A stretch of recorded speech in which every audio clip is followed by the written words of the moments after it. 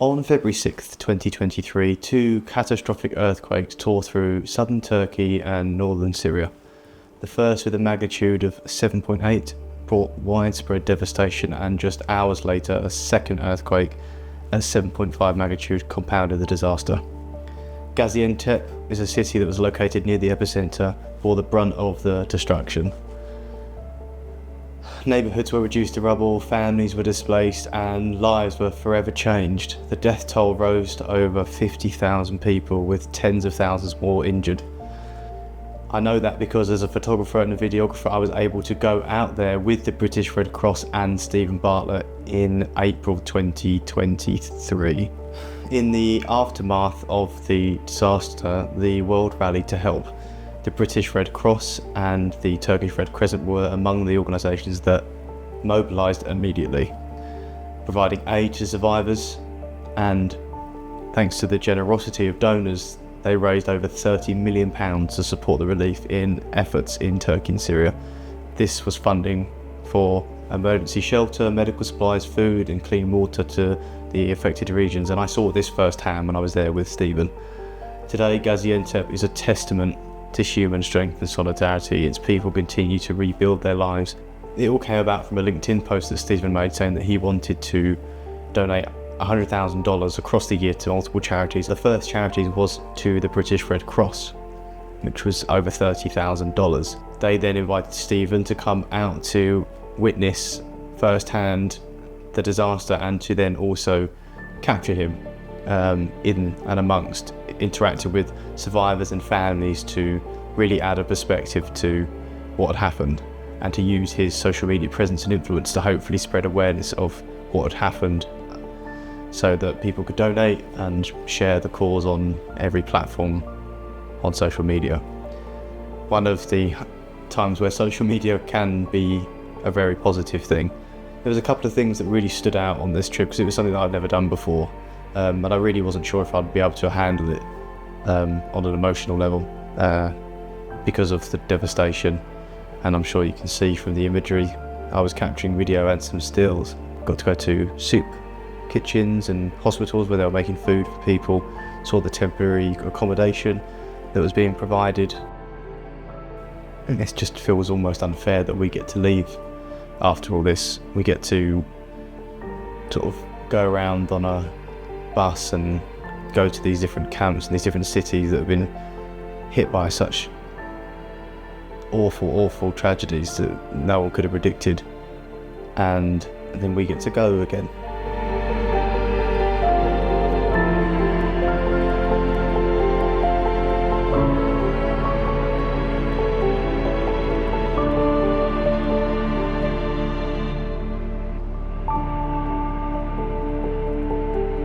I think the biggest thing for me was this family. We were instructed that there was a family that wanted to talk to us and happy to be interviewed by the Red Cross and by Stephen, who had just moved out of their 20-30 story apartment building. It had been hit so severely by the aftershocks of the earthquake that the foundations in the bottom of the apartment building were so cracked and damaged that it could have fallen down at any moment. So all the families that lived in there, with the road going either side, there was a central reservation, and they decided to prop up tents as temporary accommodation for themselves that they were gifted by the Red Crescent and Red Cross all the way down the street. But the main thing was we were sitting with this family. They'd offered us from their temporary accommodation, from their tents, they were making us coffee and talking to us about donations were being put directly on these cards so that they could go to any remaining shops or school supplies and things like that, as well as the additional aid that was coming in.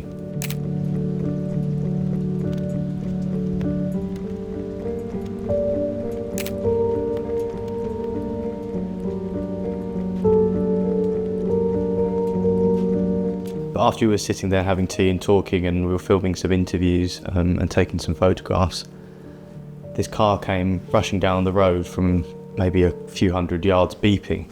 And the girl that was sitting next to her mother jumped up and ran full pelt down the road to this car. One of the local bakers who does the round at the end of the day, I think it was about 4 or 5 o'clock at this point. on this blazing hot day, and the sun was beginning to lower. And he ran out of the car and reached right down, because she was maybe 5-6 years old, and gave her this big box of sort of cakes and cookies, pastries and whatnot to go back and give to her family. And then she came running straight over, and the first people that she decided to open the box to were us.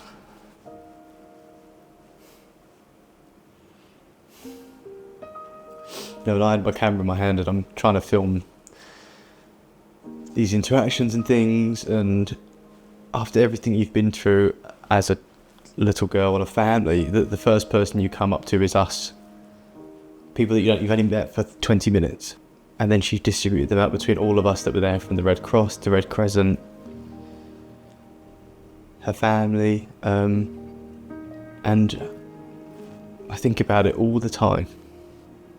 I'm just so grateful that I got to go and use this somewhat skill of photography and videography to capture these videos and photos so that we could get some more awareness out. And I'm grateful that we got to go, because it meant that more money was raised so that these people can get back to their normal lives as quickly as possible. And that I'll be forever grateful for that opportunity, because I'm just glad that I did it and let all the anxiety wash over me and just did it.